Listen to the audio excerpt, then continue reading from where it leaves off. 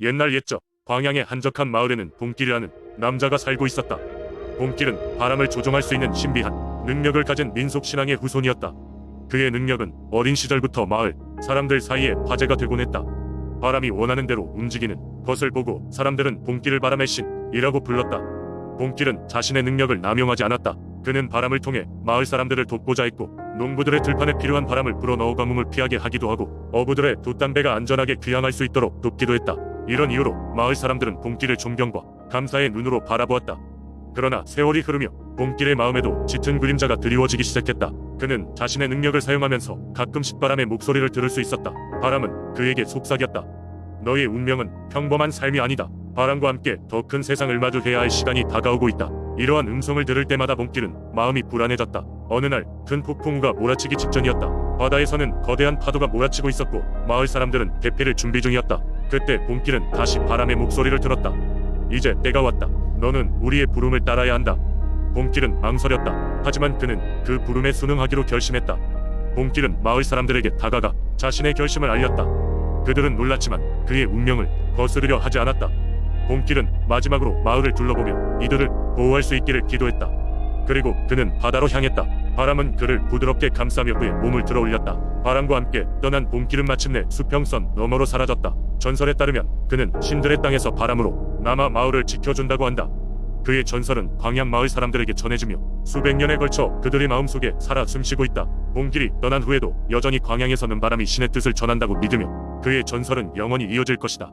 두 번째 이야기. 한때 거제도의 바닷마을에는 바다 위수우신을 모신 해신당이 있고, 마을의 안녕을 책임진다는 깊은 믿음이 자리 잡고 있었어요. 전통과 믿음이 깃든 곳인 만큼 사람들은 특별한 날이면 어김없이 해신당을 찾아 기도를 올렸습니다. 바다에서의 안전과 풍어를 기원하기 위해서였죠. 옛날 어느 해 이미 몹시도 풍년이었어요. 물고기들은 그물만 던지면 올라왔고, 조개들은 모래를 파헤치면 쏟아져 나오는 것 같았습니다.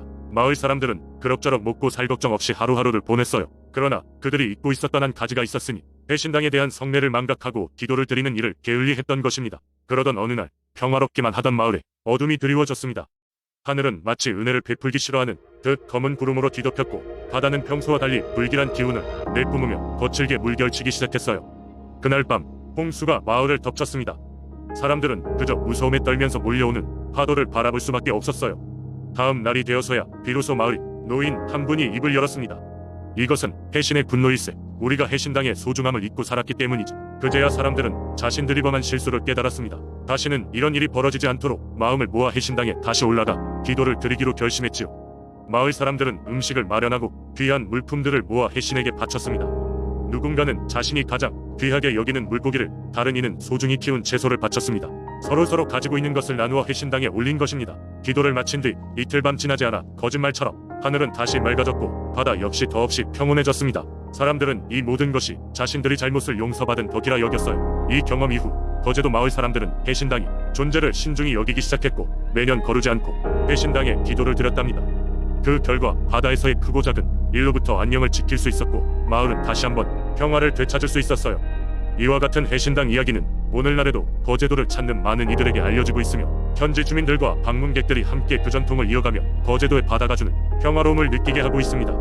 세 번째 이야기. 옛날 옛적 강원도 철원에는 태봉산이라 불리는 거대한 산이 있었다. 철원 사람들은 이 산을 신성하게 여겼는데, 그 이유는 오랜 세월 동안 이 지역의 평화와 안녕을 지켜주는 수호신이 이 산에 깃들어 있다고 믿었기 때문이다. 철원 마을 사람들은 매년 첫 번째 봄이 오면 태봉산 중턱까지 올라가 수호신에게 제사를 올렸다. 이들은 이렇듯 오랜 전통을 통해 마을의 행복과 안전을 기원했다. 제사에 참여하는 사람들은 항상 조심스러웠으며 수호신을 향한 경건한 마음을 간직했다. 그 해의 봄, 마을의 어른들은 산 정상으로 제사를 지내러 올라가기로 했다. 올해는 특별히 천신의 분노를 달래기 위해 행해지는 큰 제사의 해였다. 몇 해 전부터 날씨가 극단적으로 변하거나 갑작스러운 재앙이 닥치고 있었기 때문이다. 많은 사람이 수호신이 노여워했다고 생각했기에 이번 제사는 그 어느 때보다 중요했다. 그런데 그 제사의 날 이상한 일이 발생했다. 산길은 무성한 수풀로 막혀 있었고, 평소에 보이지 않던 커다란 구렁이들이 길을 막고 있었다. 마을의 원로들은 이것은 수호신께서 진짜로 노하신 징조라 며 두려워했다. 하지만 무릇 강한 용기는 역경 속에서 나오기 마련이다. 마을의 젊은이 중 한 명인 철수는 담대하게 말했다. 우리의 진심이 수호신께 전해진다면 길은 반드시 열릴 것입니다. 철수는 솔선수범하여 앞장서서 걸어나갔다. 그의 기계에 영향을 받은 마을 사람들은 서로의 손을 잡고 노래를 부르며 그의 뒤를 따랐다. 그들의 음성은 부유한 산속에 울려 퍼졌고 그 과정에서 마법처럼 길을 막고 있던 호랑이들이 서서히 사라지기 시작했다. 결국 마을 사람들은 무사히 제사 자리에 도착했다. 그들은 모든 정성을 다해 제물을 차렸고 수호신을 위한 기원을 올렸다. 특유의 전통 음악과 춤이 이어졌고 마을 사람들 모두 수호신께서 의염을 부르시길 기원했다. 이후로 철원 마을은 점차 평화를 되찾기 시작했다. 극단적인 날씨 변화는 줄어들었고 마을 사람들의 농사는 예년보다 풍성해졌다. 모두가 수호신께서 그들의 진심을 받아들이셨음을 알게 되었고 철수는 마을의 영웅이 되었다. 이후로도 철원 사람들은 태봉산이 수호신을 진심으로 숭배했고 이 이야기는 대대로 전해 내려오게 되었다. 철원의 아이들은 매년 온 가족과 함께 수호신께 감사하는 행사를 직접 체험하며 자란다. 오늘날까지도 태봉산은 그들에게 단순한 산이 아닌 신성한 존재, 마을의 영혼을 지켜주는 수호신이 깃든 곳으로 여겨진다. 네 번째 이야기, 옛날 옛적 남도의 끝자락에 위치한 해남이라는 마을이 있었습니다. 이곳은 바다가 푸르게 펼쳐져 있고 바람이 사시사철 부는 곳이라 바다와 바람은 마을 사람들에게 늘 가까운 존재였습니다. 마을 사람들은 바다를 통해 생계를 이어갔고 바람은 그들에게 방향을 알려주곤 했습니다. 하지만 어느 해 여름 예상치 못한 일이 발생했습니다. 바람이 갑자기 멈추더니 이후로도 계속 잦아들어 바다에 나가는 배들이 점점 줄어들기 시작했습니다.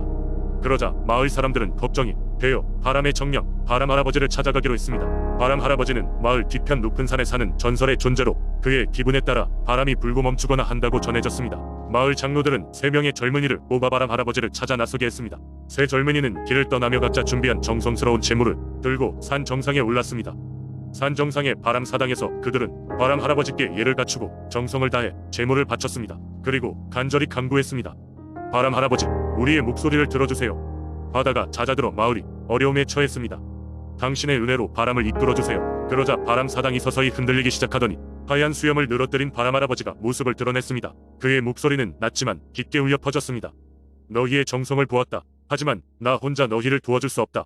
저 깊은 바다의 용왕님께도 알려야 한다. 너희는 바다의 신에게도 정성을 다해야 하느니라. 젊은이들은 바다에 나가기로 결정했습니다. 그들은 마을의 가장 큰 배를 타고 바다 한가운데로 나갔습니다. 그리고 용왕님께 드릴 희생, 제물을 바닷물에 던졌습니다. 용왕님, 부디 우리의 간청을 들어주세요. 바다가 평온해지도록 도와주세요. 그러자 바다의 색이 갑자기 깊어지고 파도는 천천히 높아졌습니다. 하늘에서는 갑작스러운 빛이 비추며 다시금 바람이 불기 시작했습니다. 용왕님은 젊은이들의 모습을 보고 흐뭇해하며 그들에게 자신이 용기를 주겠다는 신호를 보냈습니다. 이렇게 해서 해남 마을은 다시금 바람과 바다의 은혜를 받게 되었고 풍요롭고 평화로운 시절을 보낼 수 있었습니다. 마을 사람들은 앞으로도 바람과 바다의 신에게 감사하며 주기적으로 감사의 제사를 올리게 되었습니다. 그리고 해남 마을은 오랜 세월이 지나도 잊히지 않는 마을의 전설이 되었답니다. 5번째 이야기, 옛날 옛적 한국의 어느 작은 마을에 황금 많은 호랑이가 살고 있었습니다. 이 호랑이는 전설적인 힘과 빠른 발을 자랑했지만 속으로는 어린 사내아이조차 무섭게 여길 만큼 겁이 많았습니다. 어느 겨울날 이 호랑이는 먹이를 찾아 깊은 산을 내려와 마을 근처까지 다다르게 되었습니다. 마침 마을에서는 어느 집에서 아이의 울음소리가 울려 퍼지고 있었습니다. 호랑이는 찬바람을 피해 그 집의 뒤뜰에 숨어 울음소리를 주의 깊게 들었습니다. 가난한 농부의 집이었고 그 아이는 밤마다 잠들기 전 곶감도 못 먹겠다며 울어댔던 것입니다.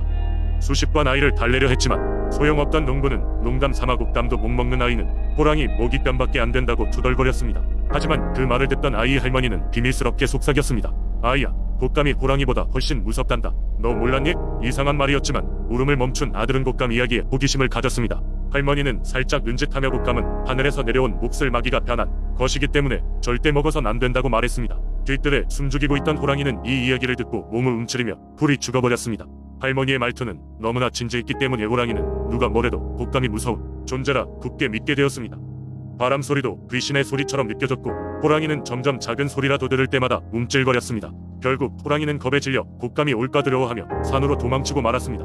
그날 이후로 마을 사람들은 오랫동안 아무도 호랑이를 만나지 못했습니다. 마치 호랑이가 이 세상에서 사라진 듯했습니다. 그리고 마을 아이들은 곶감이 세상에서 가장 무서운 것이라는 간단하지만 강력한 이야기를 세대를 이어 전하게 되었습니다. 곶감이 실제로는 달콤하고 맛있는 것이라 해도 그 아이들은 자신의 상상력 속에서 곶감이 얼마나 무서웠는지 오랫동안 기억에 남았던 것입니다. 이로 인해 곶감이 호랑이보다 무섭다 라는 말이 속담처럼 전해지며 아이를 어떻게든 진정시키려는 부모들에게 아주 유용한 도구가 되었답니다. 부덕한 할머니의 작은 지혜는 결국 마을에 평화를 가져다 주었고 곶감은 장수하는 지혜로 전해지게 되었습니다.